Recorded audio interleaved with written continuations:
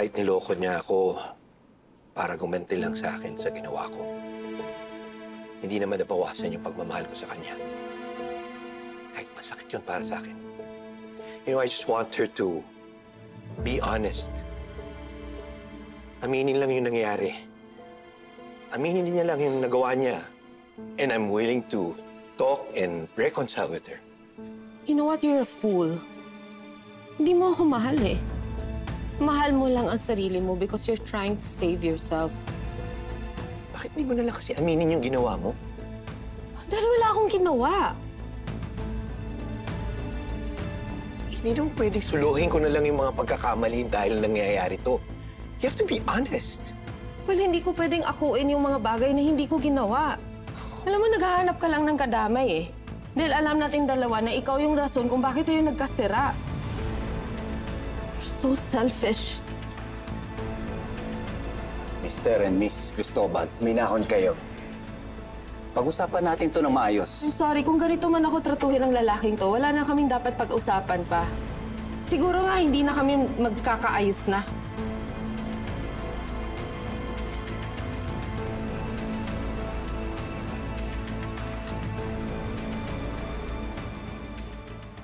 Leche, hindi sila pwede magkaayos. Dirty, I'll just give you a ring for further update. Maraming salamat.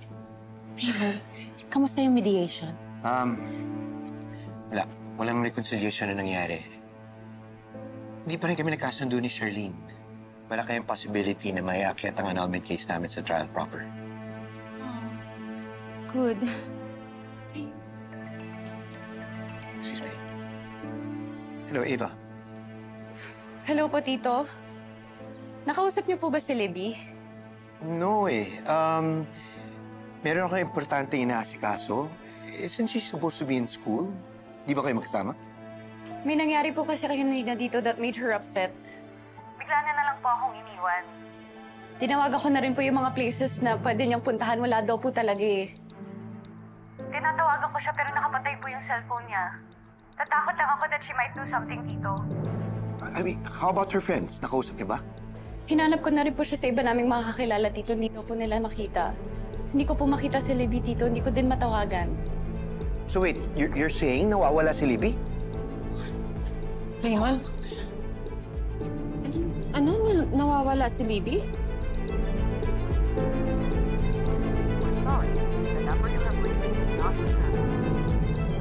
Sige ma, update na lang kita ha? Thank you, bye-bye. I just called the house. Hindi pa daw umuwi si Libby. Tinatawagan ko nga yung cellphone niya. Apparently, hindi ko siya makontak. Mukhang naka-off. Charlene, nagawa ko na yun kanina pa. Hindi mo dapat ulitin. Waste of time. Kung ano man ang gusto kong gawin sa anak ko, labas ka na doon. Ako ang ina. At wala kang karapatan para diktahan ako kung ano at paano ko hahanapin ang anak ko.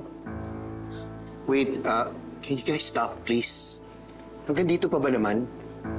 Nawawala na nga si Libby, nagbabangayan pa kayo. Ang importante, mahanap natin yung bata. Oo nga. Let's go. Hanapin na natin ang anak natin. Raymond, sasama ako. Parang anak ko na rin si Libby. Hindi ko kakayanin kung may mangyari sa kanya. Baka kung ano pang gawin niya sa sarili niya. Di ba last time? Kaya sasama ako sa'yo. Mas mabuti nga maghiwalay na nga tayo. Para mapabilis ang paghahanap natin ng anak natin. Alam mo, Charlene, tama ka dyan. For the first time, nagkatugma tayo ng iniisip. Charlene, samahan na lang kita. Thank you. Let's go, Raymond. Let's go. Let's go.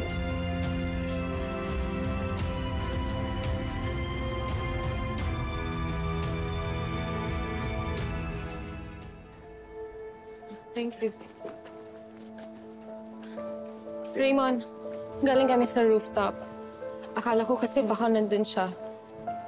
We also came from the salon, pati na rin yung favorite coffee shop niya. Hindi daw siya nagpunta doon. Nasaan ba kasi yung bata na yan? Baka may ibang lugar pa tayo hindi napupuntahan na nandun si Libby. Excuse me. Hello? Ava. You found Libby?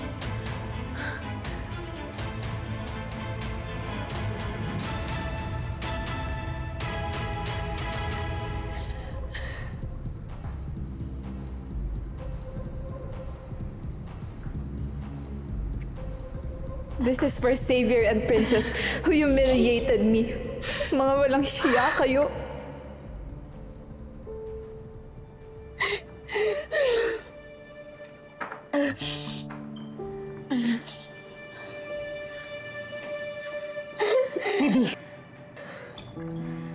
Buti na lang may nakapagsabi sa akin na nandito ka.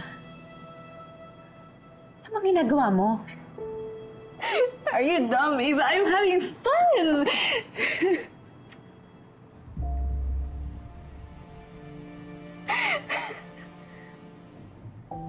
Tama na. Alam mo, pagdira ka. Itigil mo na yan. Halika na, iuwi na kita sa inyo. No. Ayoko pang umuwi. Libby, tara na. I said, ayoko pang umuwi! Dahil kapag uwi ako, babalik na naman ako sa reality. Nawala na sa akin si Xavier. Natuluyan na siyang inagaw ni Princess na wala na akong mukhang maihaharap sa school. I'm scared, Ava. Wala na akong magagawa. Libby, lasing ka lang ngayon pero alam ko makakabawi ka pa rin.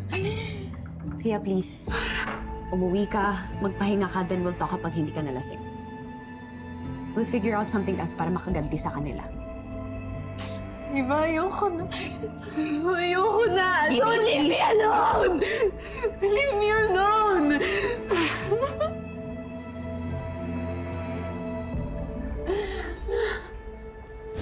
Alam mo kung anong masakit, Mimi? Yung hindi ikaw yung pinipili ng anak mo. Parang kinupurot ang puso ko. Mawawala na nga ako ng asawa, pati ba naman ng anak ko? Ay, walang nangyaring masama sa'yo. Don't you ever touch me.